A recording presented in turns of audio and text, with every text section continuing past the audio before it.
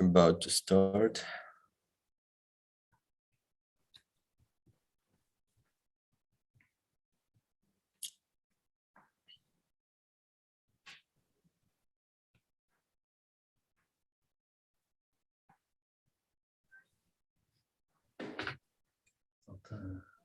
Got it. Okay. All right. That's me. That's Peter. He's recording it. Okay, no problem. Thank you. Had to explain to his wife where he was. So. Okay, good morning, everyone. Dear participants, thank you for joining us this morning, this foggy morning in Kiev, full of traffic jams. It's incredible that you could join, and thanks so much. We are happy to welcome you to our Circular Restaurants event. And circular restaurants, of course, they are very important because whereas in the shop we are trying to do our sustainable food choices, in the restaurant we can't really see what is going into our food unless we see our food on the plate, and still we don't know where it comes from and what is really in it. So we totally have to trust restaurant and cafe in their choices. And we are happy that today we have representatives, the most advanced representatives of circular restaurants movement, especially greenhouse project from Utrecht by Albron company. We have today Mr. Ernest van der Voort, head of marketing and concepts of Albron company, and we have Peter Scholte, the brand chef of Albron and a greenhouse, also famous for his previous projects in Mr. Porten and Krasnopolski Hotel. We are all happy to welcome you today, and we have from Kiev a legendary Klopotenko, who will speak a bit later today, and will share his ideas and thoughts how he becomes a circular chef here in Kiev in our Ukrainian conditions. But before that, we want to thank the Dutch Embassy for supporting our event, and I would like to give the floor for a short introduction to Mr. Reinout Nuyten, the Agricultural Counselor of the Embassy of the Netherlands. Please, Reinout. Thank you, Roman. This is becoming a good tradition very rapidly that we have these joint events. I think this is already the third one this year, this time on circular restaurants. As always, I have to thank you so much for all your efforts and the efforts of your team, Rethink, as you never cease to stop putting attention on the topic of circular economy and sustainable agricultural practices in Ukraine. I think this is very important work what you do, and I just hope you will continue with it. Like you said, my name is Reinout Nuyten. I work at the Netherlands Embassy in Kiev. My main job is to promote trade, dialogue and partnerships between our two countries. And as we are, as the Netherlands, a very big agricultural industry in the world, we are the second largest exporter. We feel that this means that we have responsibility not only about the production, but also about the sustainability of the production. Because what we have seen and what we're witnessing all worldwide is that the earth has its limits. It cannot unlimitedly provide resources. We have to stop really thinking, not only thinking about how to deal with that, but also to act. We have to work in sustainability in the field of the ecology, economy, and also the social reality. We have to be inclusive for everyone in a sustainable economy.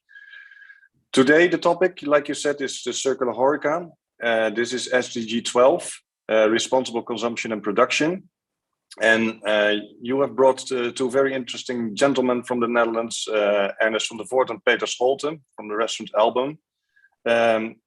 They have built a modular restaurant in Utrecht in the Netherlands, and they are going to tell you about their experiences, how they deal with sustainable production, using a sustainable building, furniture, booking system, and also the payment system is sustainable, which is very interesting.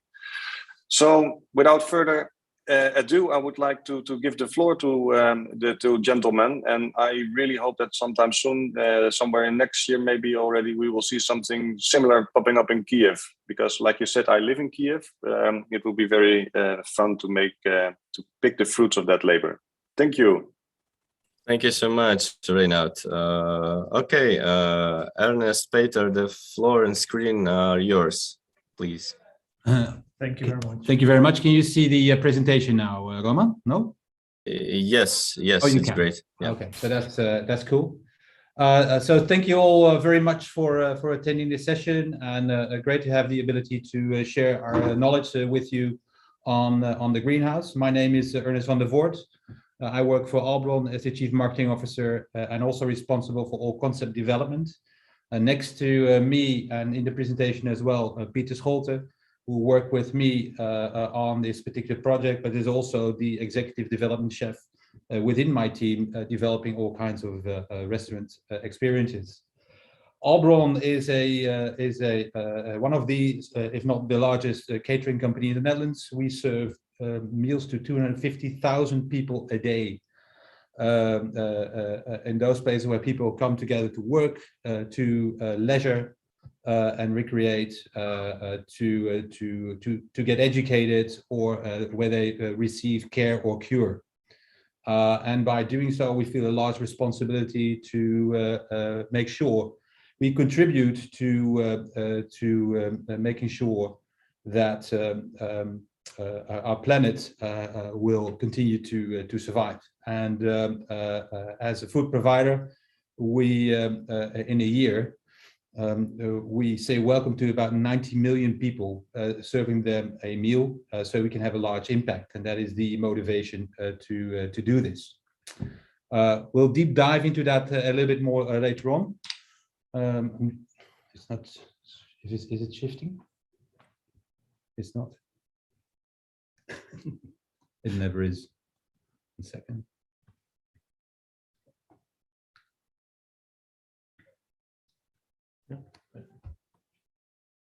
Okay. Yeah, it's switched. Yeah. It's switched. So you are looking at a planet. This is our planet, in fact.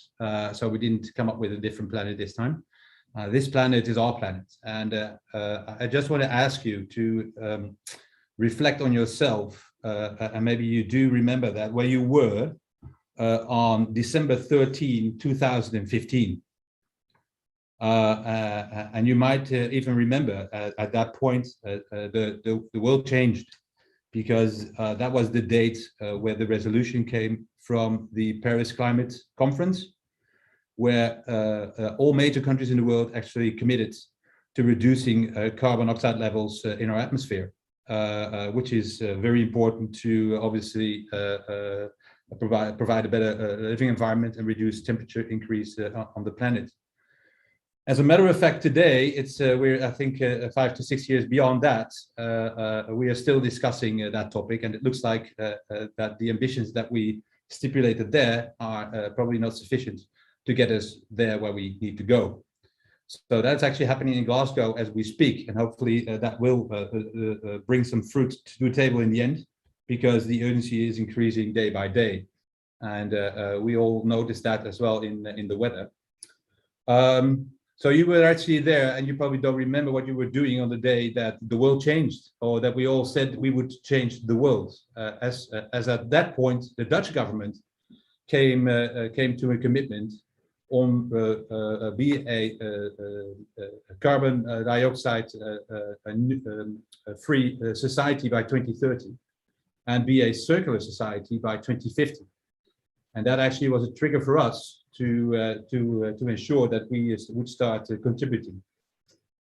It is an interesting thing that if you look at food, it does one thing really well. It connects people, and if you reflect again to yourself, you know that every important moment in your life, food is present. So whether you have to celebrate something, which is a business deal, or it is a holiday, or a joyous event, food in one way or the other is always present. And as we say in the Dutch, when you get born, we share with you a cake, and when you die, we'll serve you cake again. This is a formal tradition. And in between, obviously, there's many more of these joyous moments that food will be part of it. So food connects people, but also helps people to connect together and to be more tolerant of, let's say, different or difficult or complex ideas.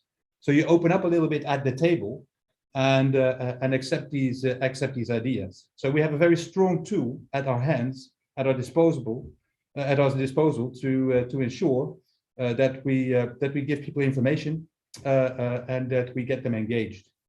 And this is also the let's say the motivation to drive this initiative forward.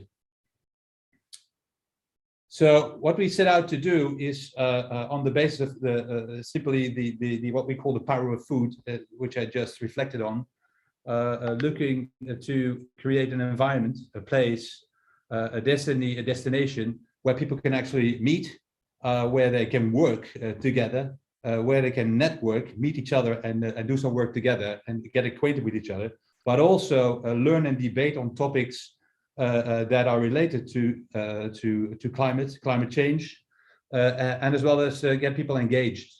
And that is somewhat of a that has become somewhat of a let's say a landmark within Utrecht and also within the Netherlands, as the location is very well connected to a central train station over there, which is also very much a cross point, a crossroads of all train tracks that are there in the Netherlands.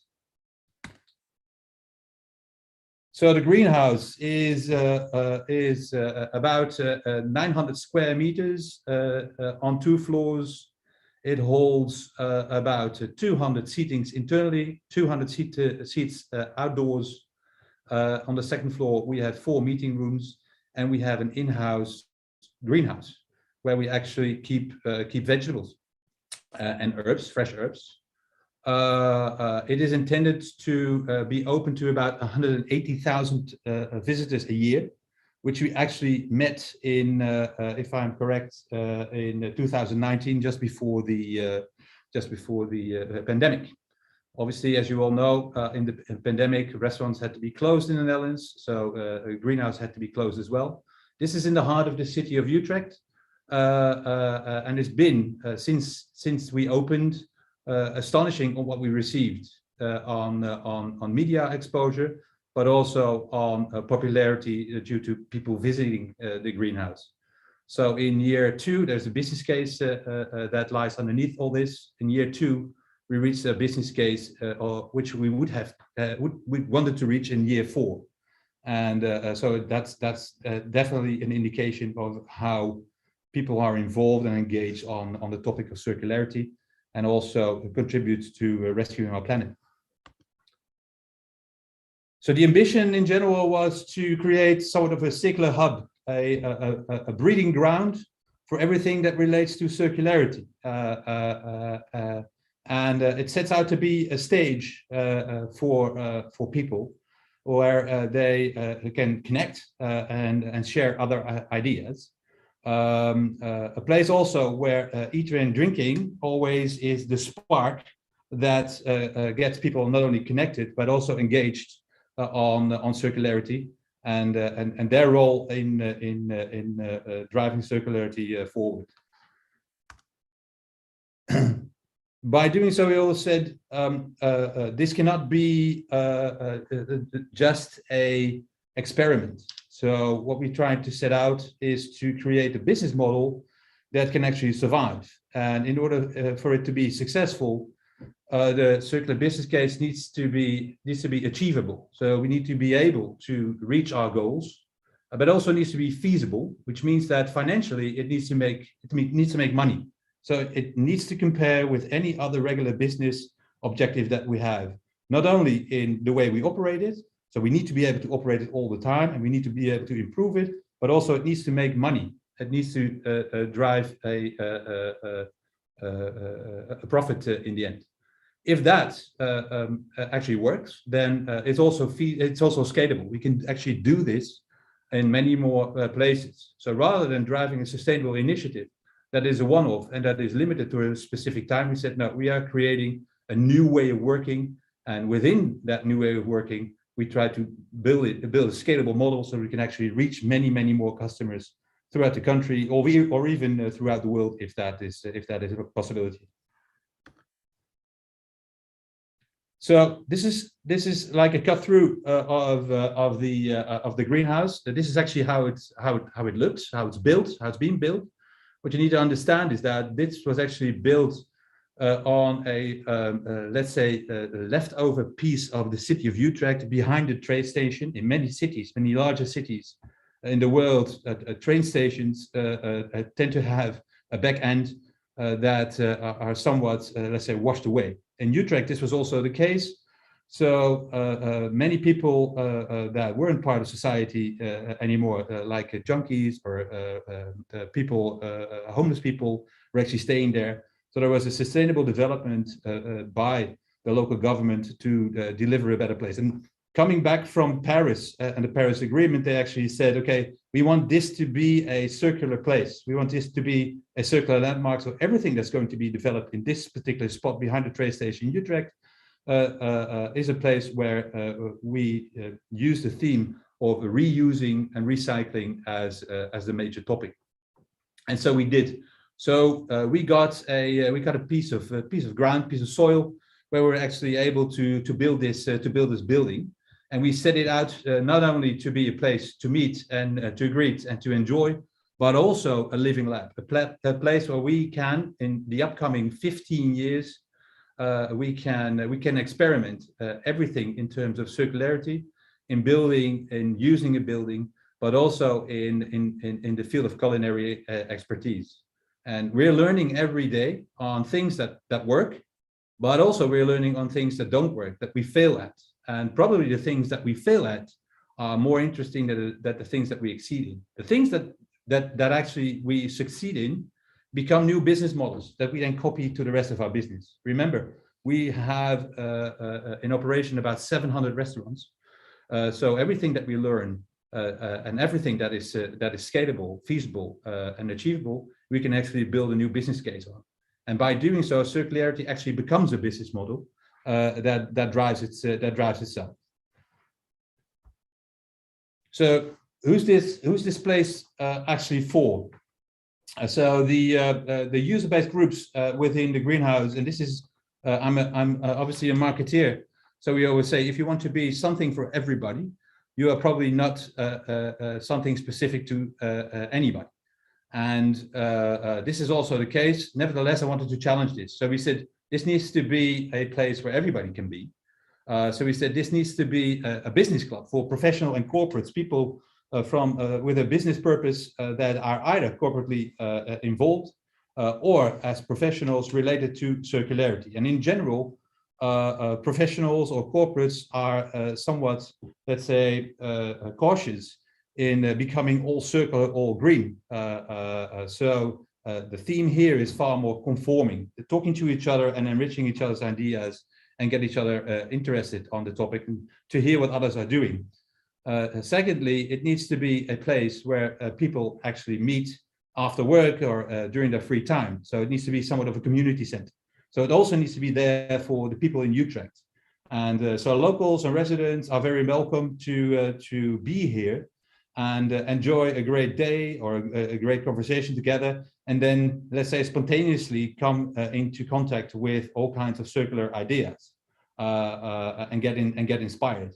And then thirdly, it needs to be a stage. It needs to be a stage for the special interest groups, for the pioneers on circularity that either want to share their ideas with others or get inspired by others on the topic of circularity.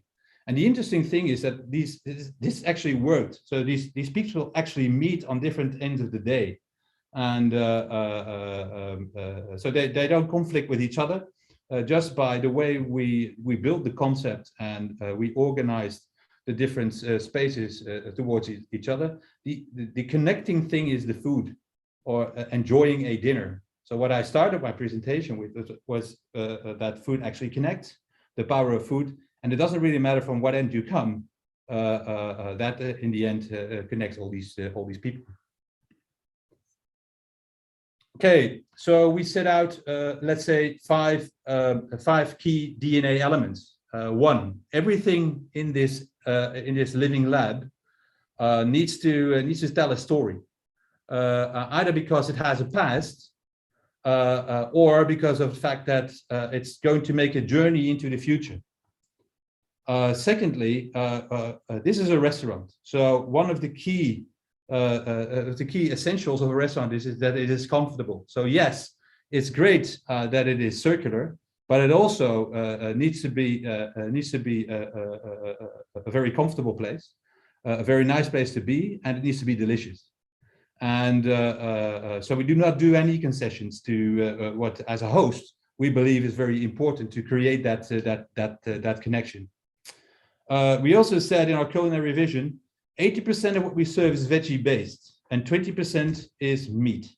So this is how Peter built the menu and continues to create the menu. So this is our vision. And Peter will dive into that later on the Dutch movement of Dutch cuisine. And will enlighten you on the principles of what that means. The interesting thing here is that people tend to not only enjoy a great night, but the number of people that actually choose meat, fish, or poultry as a preference is indeed very low. And that's not because it's not on the menu, because everything is on the menu, but they just choose to make a different choice. It needs to be 100% transparent. So nowadays, food production, food distribution has become somewhat of a, let's say, negatively affected context, or food is in a negative context. So we want to make sure that everything that we do, you can actually see how we do it. And obviously, this is a restaurant, so comfort is important. So we don't want people to enjoy the sight of us washing the dishes. But everything that actually has a comfortable feel to it, we try to show. So there's an open kitchen. You can see the plants grow. You can see how we actually stock the food and how we keep it in the fridge. People can see everything. And then something that's also important is in terms of circularity. At the point that we started to develop this, the definition was not set in stone yet. So we set out to make sure that we create, let's say, a contribution to also go right on this definition. But we also made sure that we framed what we were doing. So we said we will engage on 3 major topics, which is reuse materials, reduce the use of materials, and recycle the use of materials. And recycle is then bringing original products back to their virgin origin, and then create something new, where if you reuse things, things are as they are, and you just give them a new purpose. And we added one thing to this discussion, because we wanted to do that as well. We are a hospitality business. The most important source or resource for our business is people. And in our country, a large quantity of people that in our society is no longer allowed to participate in the working process. Why? Well, sometimes we feel they are too old. Sometimes they made a wrong mistake in their life, took a wrong turn, and therefore are unemployable. Or people have a small mental deficiency or physical deficiency, which means that they are not able to participate in the process in a very productive or efficient process. So we said, okay, we know that as a comparison, we are an airstrip, and we do not only start and land jets. We also have propeller airplanes that can be part of our business. And we might not get there as fast as jets, but we'll get there. So it needs to be part of that as well. And we feel very strongly in our business that we need to be more than just logistics, serving people, bringing a beer from the bar to your table, but that our people are actually makers of memories and experiences. So our crew is vital to our success. So these things set out, as I just mentioned, there's a story behind all and everything. And we can't share all these stories with you because there are so many. we set out to deliver 100 stories. And Peter and I will try to share some of these stories with you. And if you look at what these stories then hold, it is about the greenhouse and circularity. It's about the design and construction of the building. It's about the interior design, how we did that, how we used equipment, or rather, let's say we did not use equipment, the processes and how we designed these processes to be different and more effective.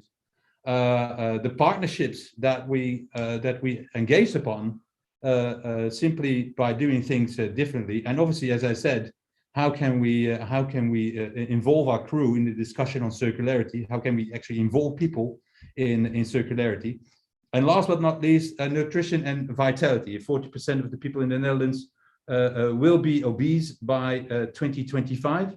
And we strongly feel with the impact that we can make, that we need to make a difference, and that we need to make an effort to help people live longer, consume more consciously, more healthy, and contribute to a better future for them as well. So this is what all these stories then entail, ensured by the previously mentioned 5 DNA topics that we have. Where is it? It's in the Netherlands. It's in the heart of Utrecht. It's a central connection point where the largest train station, where many people come. So it's about 30-minute drive out of Amsterdam. It's about an hour drive from Eindhoven and an hour drive from Rotterdam. So very central for many people, very easy to reach, especially as it is connected to the train station. Just to give you an idea of place. This is what it was. You can see the train station in the back. The building that you see next to the arrow used to be an army building. So this used to be a city, an army compound. And you can still see the water mold around it, protecting that area. And actually, this is a government site. And the government actually said, okay, we want to redevelop this space. We do so with partners in our business. So they put this to the market, and a consortium of parties in the Netherlands then took up the challenge and said, okay, we'll start developing this. They tore down this building by 2/3. 1/3 was remained and then rebuilt it. And you can see where the arrow is. This is actually where the greenhouse currently is now. So this area is totally developed and looks totally different as it looks now. What they did as well is they used particular parts that came off the old building. You see one of these pictures on the left of what the old building looked. This was, let's say, an 80s design model building, a lot of concrete and dark glass. And they used these particular parts to build the greenhouse again. And this is a perfect example of how things are then reused in a different purpose. This is also one of these things, and I'm aware of the fact that you can't see, you don't know the meaning of these words, but what I can tell you as well is that was on the left side in black and white. This is actually telling about this is the Lieutenant General Knoop compound. And we use these letters, we put them to Facebook, and we asked the public to, let's say, re-scrabble all these letters to deliver a new text. And you see different words on the right. This is actually in the greenhouse. We created new words, or somebody created new words, and we gave them a prize, and we put that in. And this is a good example of how you can actually reuse things that previously had a different purpose to translate in a completely new purpose, having a complete new meaning. This is built as a kit of parts, which means that 85%, at least 85%, and we also put this down on paper, 80% of this building can be disassembled and reassembled. So it doesn't have a very strong foundation. Normally, as you know, in the Netherlands, we live on the bottom of the sea, so a very unstable soil. But they created a foundation technique which they can actually take out by the time this building is gone. And this building is here temporarily. It will go because there needs to be high rise in the future. But this is interesting, as this building built as a kit of parts makes also sure that wherever it goes and what function it will have, we can adjust the building, just making sure that it fits the function in the future. So it doesn't really matter where it goes. It will be gone in 2030.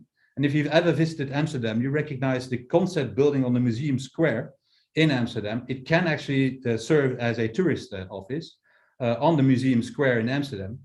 But in fact, we learned just a couple of weeks ago that this building is moving to a newly created city, or newly to create city close to Almere, which is a city just out of Utrecht, where it will actually serve as a community center, where a doctor's practice will hold and a nursery will be there.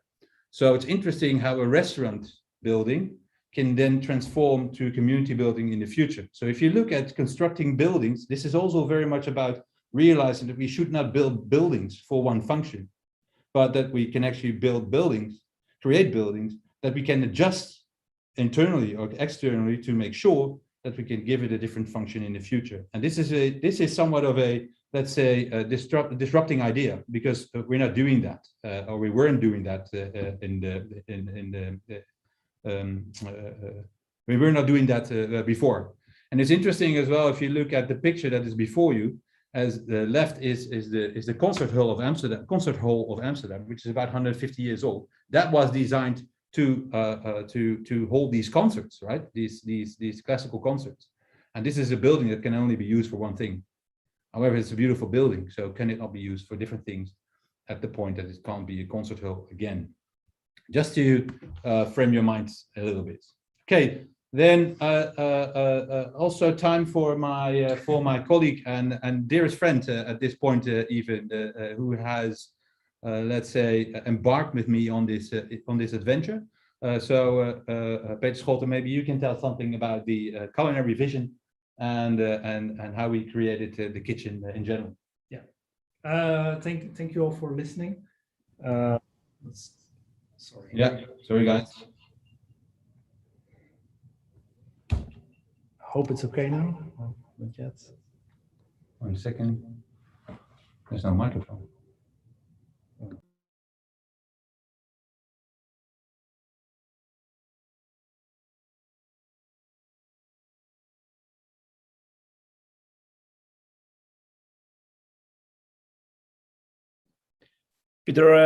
Peter, sorry, but can you turn on the microphone?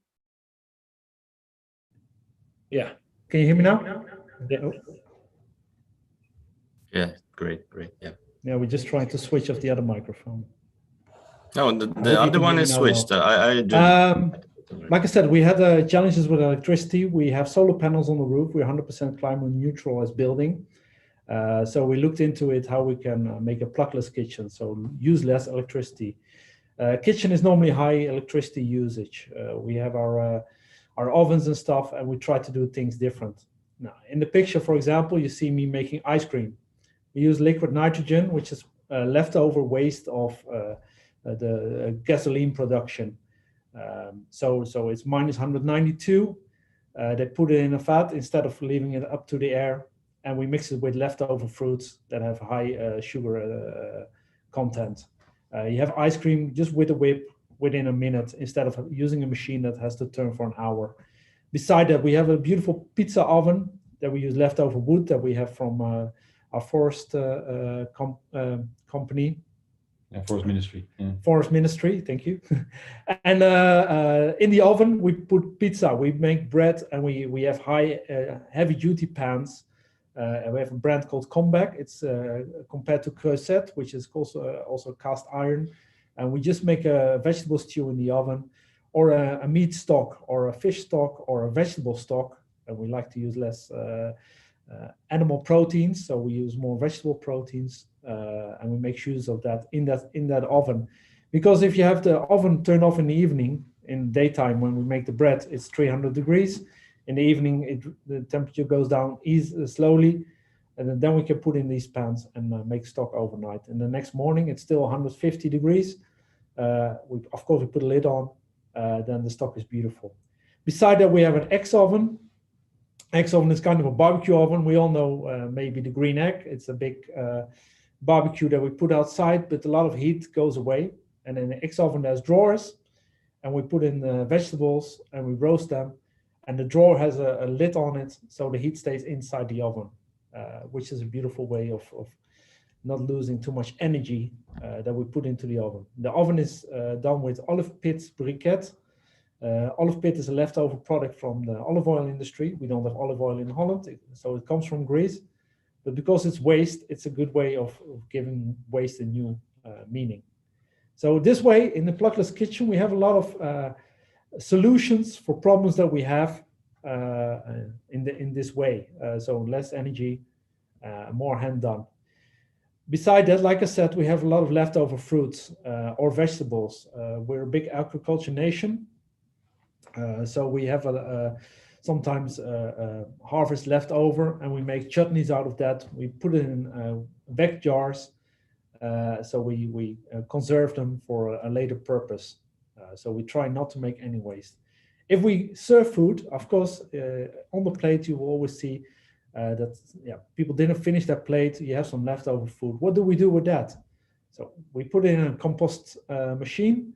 And within one day, so 24 hours, from 1 kilo, you get 65 grams. And it goes back to our herb garden, and we raise new herbs on that. So in that way, we have a circular system as well. All of this is, Ernest, if you can give me the next slide. Yeah, sure. All of this is based on the philosophy of Dutch cuisine. Dutch cuisine is a chain of restaurants, not a chain, but so somewhat of a community, right? Yeah, community of restaurants, thank you. And the community of chefs, and we all think along. We come together several times a year, and we discuss what we can do to make a better environment for everybody. Dutch cuisine is all about the 80-20 principle, and it goes many ways. It's about local. We do in the greenhouse, we do 100% local. Everything is Dutch. We don't have olive oil, we have canola oil. We don't have balsamic vinegar. We use verjus, which is a pre-pick grape vinegar from the Netherlands, so which is really amazing in taste. It's very light acidity. It's amazing. But also, so 80-20 is the principle compared to vegetables and animal proteins. So if you look at it, in the greenhouse, it's amazing. We have proteins on the menu because we don't want to scare people away. We want to keep them there, and we want to give them a big variety of menu. But 87% choose voluntarily vegetarian, which I think is an amazing part of it. We use a lot of herbs in our food because herbs have from natural sugar, salt, and pepper. So you don't need to add other ingredients, and it also gives a more depth and flavor, which is good for me as a chef. If we use proteins, and we do, we use always a Better Life product. We have a star system in Holland, so we always use 3-star Better Life product to make sure that the animal had a good life. So we always choose our products with a good story behind it. That's what we do in the greenhouse, and I think it's a very good way of doing it. I've worked in always Michelin star restaurants. So I see that if you choose your products wisely, you don't have to deliver or go back in level compared to what I'm used to. So, okay. Zal ik hem pakken? Yeah.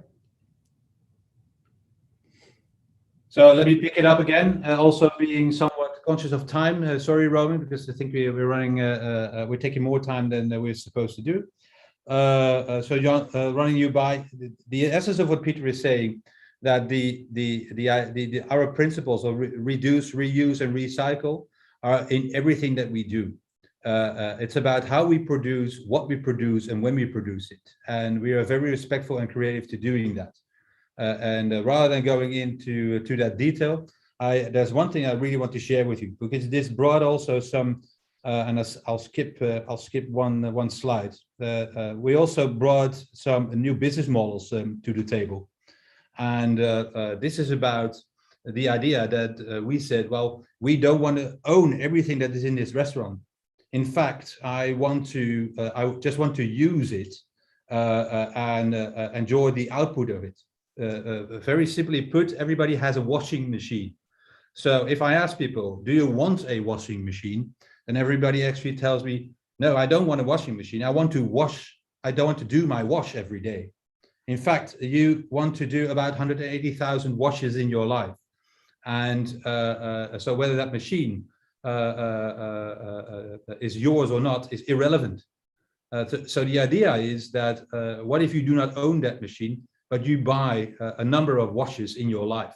You pay somebody so that he helps you to do these 180,000 washes. He provides you the machine, and the machine will never break down. The washing machines that I buy today live about 5 years, and then I have to buy a new one. So if we work in these models, then we support others to build machines that last much longer, and in the end, using less and less materials.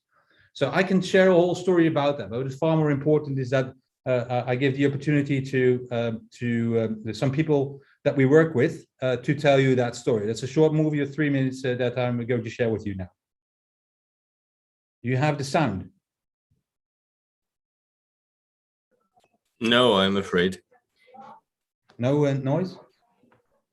No white noise, no sound. No. Oh, now it starts to appear, I guess.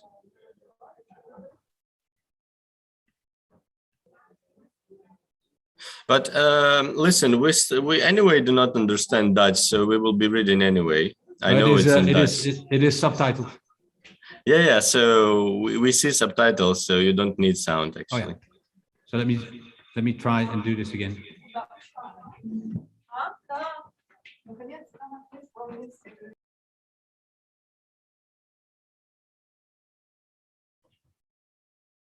En dat waren ideeën die eigenlijk ook wel bij ons al een beetje leefden, maar het heeft wel binnen het bedrijf dingen doen versnellen. We zaten heel erg te denken over het systeem. Dus het circulaire gedachte van het verbouwen van voedsel, het verbouwen van kruiden. Waar we ook nog mee moeten dealen is dat we 100 vierkante meter hebben. En daar zit wel een restaurant aan vast die ook nog bepaalde productie vraagt natuurlijk.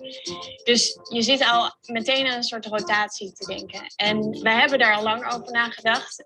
Alleen was dit het eerste moment dat we dit ook daadwerkelijk in de uitvoering konden brengen.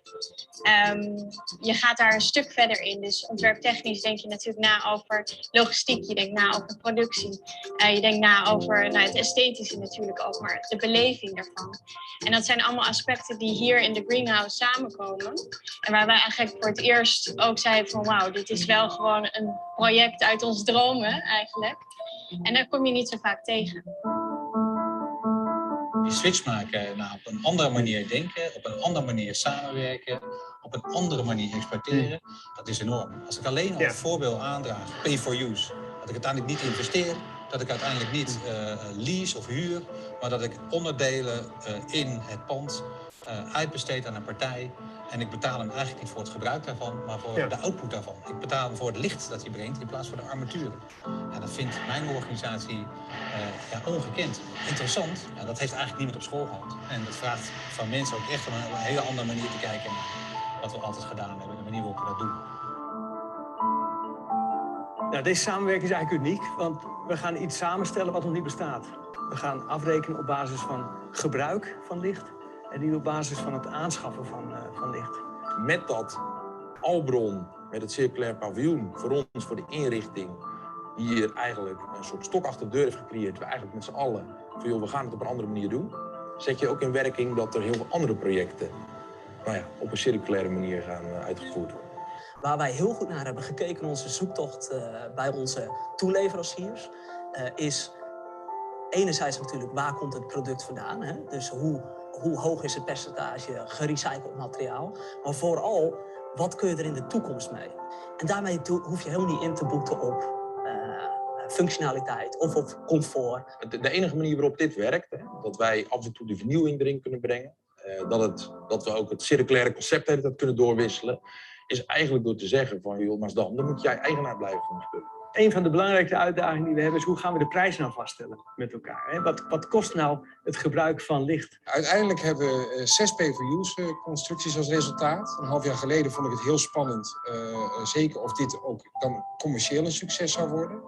En als ik nu kijk naar de reacties die we krijgen van mensen die hier binnenkomen, de reacties die we krijgen via social media, de aandacht die het krijgt, maar ook iedereen die daar heel positief over is, vind ik zelfs het commerciële succes van de greenhouse vind ik niet meer spannend. Hey, het is het mooi geworden. Ja, nou, dankjewel. Hey, gefeliciteerd. Ja, merci. Wat aan dit project voor ons nieuw is en waar we heel enthousiast van worden, ik als persoon, maar ook als projectteam en zeker ook als organisatie, is die komende 15 jaar. Wat gaat er nou gebeuren? Wij zijn eigenaar, wij voelen ons echt een soort eigenaar van dit project. In het partnership zitten uiteindelijk ook gigantisch veel opportuniteiten voor zij die het partnership met ons zoeken. We zijn met elkaar bezig om een nieuw businessmodel te bouwen. Wat niet alleen voor Albron werkt, wat niet alleen werkt voor Ballast Nederland en Structon, maar ook voor alle PVU's-partners die uiteindelijk een bijdrage leveren hieraan. Waarmee ze overmorgen vooraan kunnen staan bij aanvragen die andere opdrachtgevers bij hun doen. So this is really interesting. As going into the pandemic, people might actually wonder what would then happen with these deals and these collaborations, these partnerships. And I can tell you they all survived. They all survived. So they're still in place. Everyone is as much committed as they were. You need to understand, I did not invest in furniture, in TVs, in light fixtures, etc., etc. These are all ownership of the partners that we have. We pay them for the output. So in the pandemic period, there was no output, so I didn't have to pay them. And still, these models work. And why do these models work?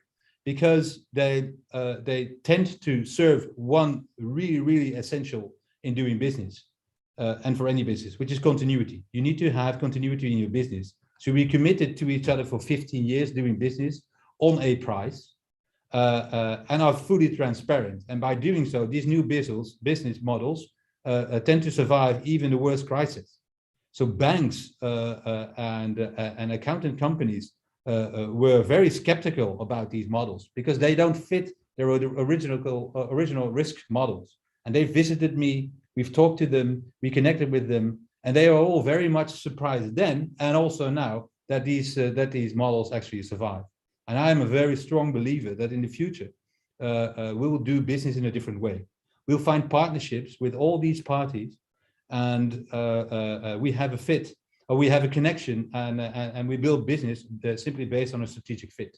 If we all have the same outlook, we can connect, and then one and one becomes not two, but adds up to be three. Again, being somewhat cautious of time, coming to closure. Skipping this a little bit, I talked to you about that as well.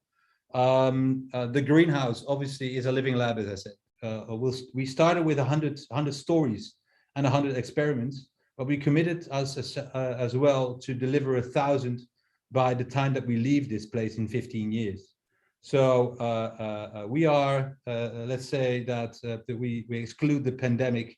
We are at about 300 stories right now. 300 experiments of things that succeeded and did not succeed.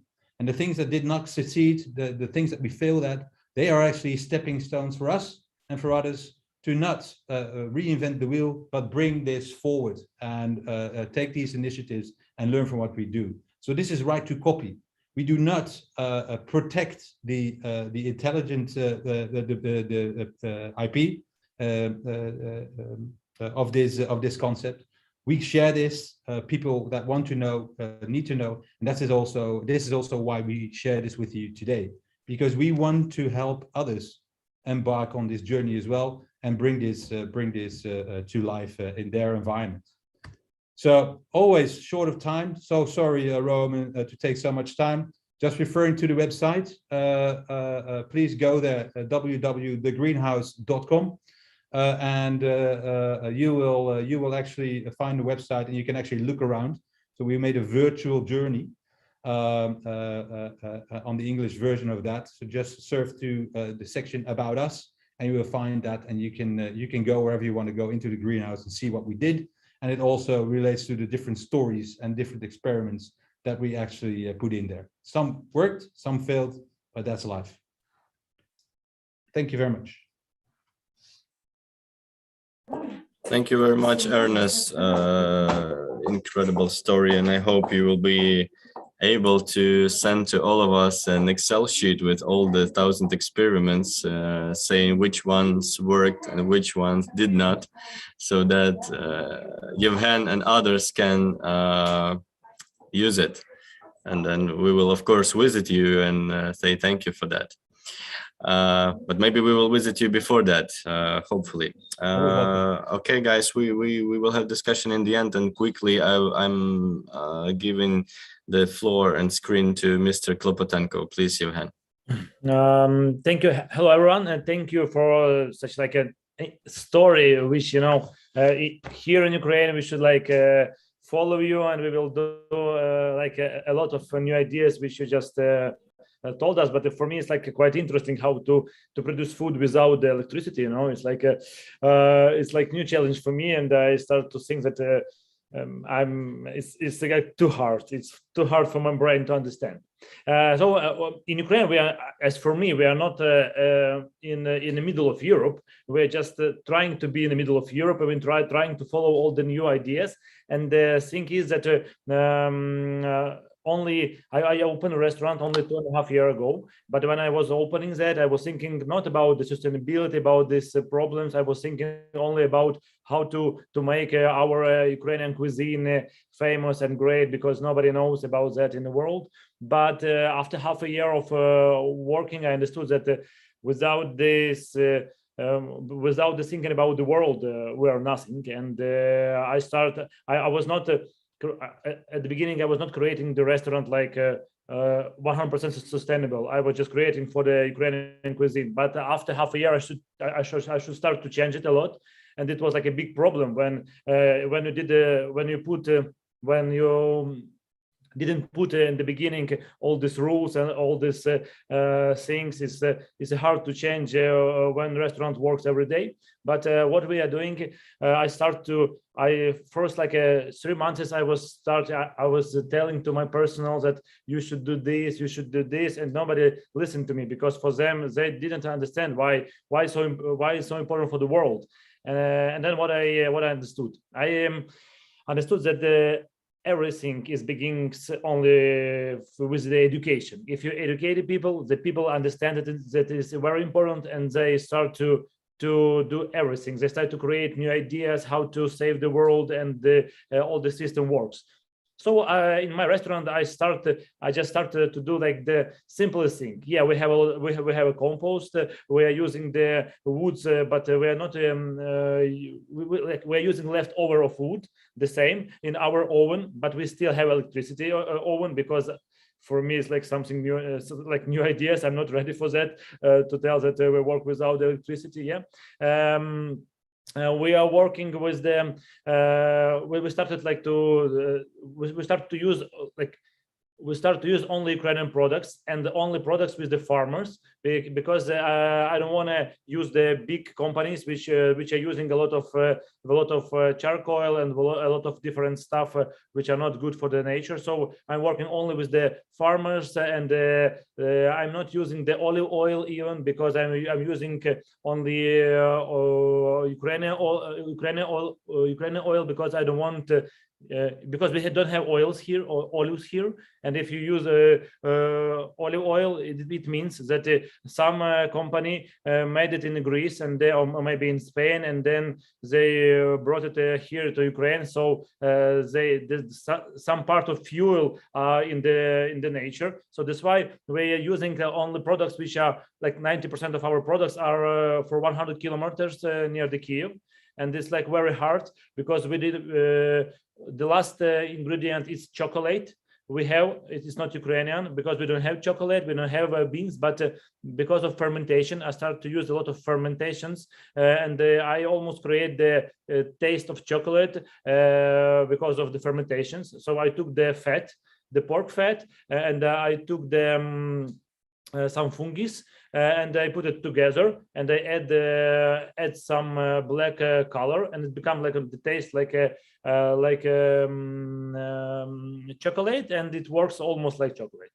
So it's the hardest part for me was, and from the January in my restaurant going to be no chocolate, and I think it's like a big idea and a big thing. But but it's still hard when some new cook or maybe new person come to my restaurant, or new waiter, for example. It's hard to, it's like I need half a year just to put in his brain that it's very important for the world to think about the world. So I went to the Ministry of Education and I signed the contract to change the system of how you educate the cooks. And from the September, I start the program, which in 3 years is going to be the program for the whole Ukraine, and all the cooks will study by that program. And my first 2 months of the studying is about just sustainability. Is the change of whole idea, because the young brains and their teachers, they're confused that why you're talking about these very important things, why not talking how to cut the carrots. I say that how to cut the carrots we will speak a bit later. So I thought that if you can change the education for the big amount of people, it will change the whole system at all. So the one part is to do it, to perform, and to be the leader of, for example, of your hospitality, and other restaurants can follow you and do these great ideas like you now performing for me. But the thing, the second big thing, I think that we should work with the children, because the children it's going to be their world in 20 or maybe in 40 years, and they will live in that world. So what I'm doing, what my biggest impact in that situation is just to work with the children, and that's what I'm doing. I'm changing the system with the new ideas. So actually, that's all what I want to say, because you told a lot of things which are much more better. And if I will just tell what I'm doing 25%, or maybe 20%, maybe 10% of what doing you. So the main thing what I want just to say is that a lot of cooks and a lot of chefs, for them we need to create some how it's called, some answers, like what I should do if I have 100 kilos of leftovers of the potatoes.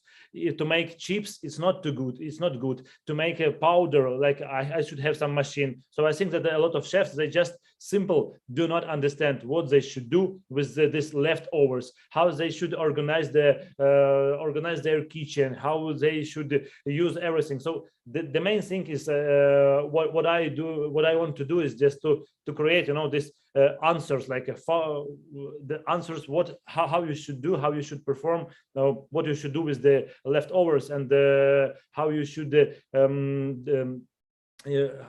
work in case not to have the plastic. Because in Ukraine, a lot of companies, they bring if you order the different wedges, they put different wedges in a different plastic pocket. I say, can you use one pocket, or maybe without pocket? And for them it's like a bit shock, like because it's no tradition in Ukraine to bring without the plastic pockets. So I change my suppliers, and they think that I'm crazy, but they bring me everything in one big bag, and then they take the bag again, and then they bring again one bag, and I only one restaurant who is doing that, and my suppliers, they just makes fun of me. They think that I'm crazy, but I think like in 3 or 5 years they will understand that it's something new. And so that's what we're doing.